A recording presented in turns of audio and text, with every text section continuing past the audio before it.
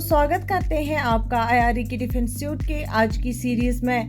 तो चलिए बात करते हैं, इंडियन नेवी को 6th generation fighter programme lead करना चाहिए क्योंकि इसका ग्लोबल डिफेंस इंडस्ट्री में एक सिग्निफिकेंट रोल है। इंडियन नेवी को 6th जनरेशन फाइटर जेट का डेवलपमेंट लीड करना चाहिए क्योंकि ये कोर टेक्नोलॉजीज को इंडियन एयरफोर्स यानी आईएएफ और इंडियन नेवी यानी आईएन के साथ शेयर करता है। इसे रिसर्च और डेवलपमेंट नेवी के अंडर कंसोलिडेट हो जाता है, जो कॉस्ट इफेक्टिवनेस और एक्सेलरेटेड डेवलपमेंट का रिजल्ट होता है। कैरियर ऑपरेशंस के लिए डिजाइन किए गए एयरक्राफ्ट सुपीरियर कैपेबिलिटीज रखते हैं, जो लैंड बेस्ड वेरिएंट्स में ट्रांसफर किए जा सकते हैं। नेवी लेड प्रोग्राम इंश्योर करता है seamless integration with other naval assets, optimizing the aircraft for carrier operations, anti ship warfare और long range strike missions. Indian navy का मौजूदा एयरक्राफ्ट डेवलपमेंट इंफ्रास्ट्रक्चर, टेस्टिंग और मेंटेनेंस को लेवरेज किया जा सकता है 6th जनरेशन फाइटर प्रोग्राम को सपोर्ट करने के लिए और डेवलपमेंट टाइम और कॉस्ट को कम करने के लिए। प्रोग्राम को नेवी के अंडर कंसोलिडेट करने से 2 सेपरेट डेवलपमेंट एफर्ट्स की जरूरत एलिमिनेट हो जाती है, जो सिग्निफिकेंट कॉस्ट सेविंग्स और रिड्यूस डुप्लीकेशन ऑफ एफर्ट्स को लीड करता है। एक यूनिफाइड प्रोग्राम बड़े टैलेंट पूल को फोस्टर करेगा, एनहेंसिंग इनोवेशन और प्रॉब्लम सॉल्विंग कैपेबिलिटीज। बढ़ते हैं एक और खबर की तरफ। इंडिया का डिफेंस इंडस्ट्री ने रिकॉर्ड $2.5 बिलियन के एक्सपोर्ट्स अचीव किए हैं और ये दुनिया के टॉप 25 कंट्रीज में शामिल हो गया है।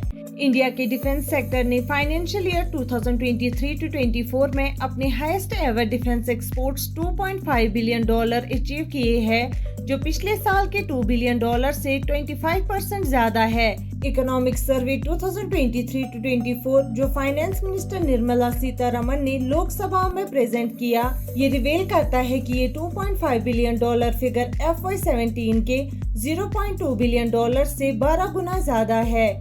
ये ग्रोथ इंडिया के इवॉल्विंग रोल को ग्लोबल डिफेंस मार्केट में हाईलाइट करता है और इसके टॉप 25 ग्लोबल डिफेंस एक्सपोर्टर्स में ट्रांजिशन को दिखाता है। इंडिया का डिफेंस प्रोडक्शन FY17 के 74,054 करोड़ से बढ़कर FY23 में 1,08,684 करोड़ यानी 1.9 ट्रिलियन हो गया है। बढ़ते हैं एक और खबर की तरफ। अदानी डिफेंस 2025 में मिसाइल प्रोडक्शन शुरू करने का प्लान बना रहा है रुद्रम 2 ट्रायल्स के बाद।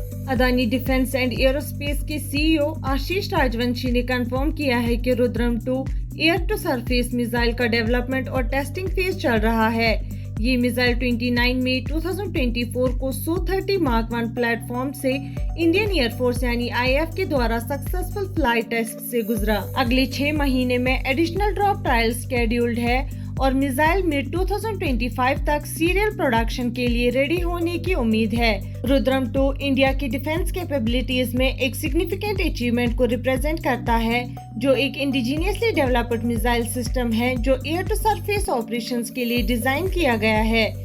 ये सॉलिड प्रोपल्शन से पावर्ड है और एनिमी एसेट्स को न्यूट्रलाइज करने का एम रखता है, जो आईएएफ की ऑपरेशनल फ्लेक्सिबिलिटी और फायर पावर को एनहेंस करता है। रुद्रम 2 मिड 2025 तक इंडियन एयरफोर्स के लिए एक क्रिटिकल एसेट बनाने वाला है, जो डाइवर्स थ्रेट्स के अगेंस्ट उसकी डिफेंसिव और ऑफेंसिव कैपेबिलिटीज को ब्लस्टर करेगा।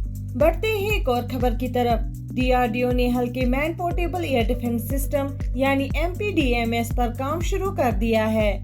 इंडिया का defence research and development organisation यानी DRDO एक lighter man portable air defence system यानी MPDMS पर काम कर रहा है ताकि अपनी एयर डिफेंस कैपेबिलिटीज को एनहेंस कर सके। MPDMS जो DRDO के रिसर्च सेंटर, इमारत ने दूसरे इंडियन लैब्स और इंडस्ट्री पार्टनर्स के साथ मिलकर डिजाइन किया है, 7 किलोमीटर रेंज ऑफर करता है और ट्राइपॉड के बिना लगभग 20 kg वेट रखता है, लेकिन इसका साइज और वेट सोल्जर की इजी मैन्यूवरेबिलिटी को लिमिट करता है। MPDMS इस इशू को एड्रेस करता है shorter infrared homing surface to air missile का इस्तेमाल करके, जिसका वेट 20 kg से कम है और सिर्फ 1.4 मीटर्स लॉन्ग है। पूरा system including launch tube, integral site, grip stock और IFF एंटेना 20 kg से कम वेट और सिर्फ 1.4 मीटर्स लॉन्ग होने की उम्मीद है। डेवलपमेंट ट्रायल्स इस साल के एंड तक होने की उम्मीद है, जो पोटेंशियल फ्यूचर डिप्लॉयमेंट का रास्ता बना सकते हैं। आज की खबर में बस इतना ही।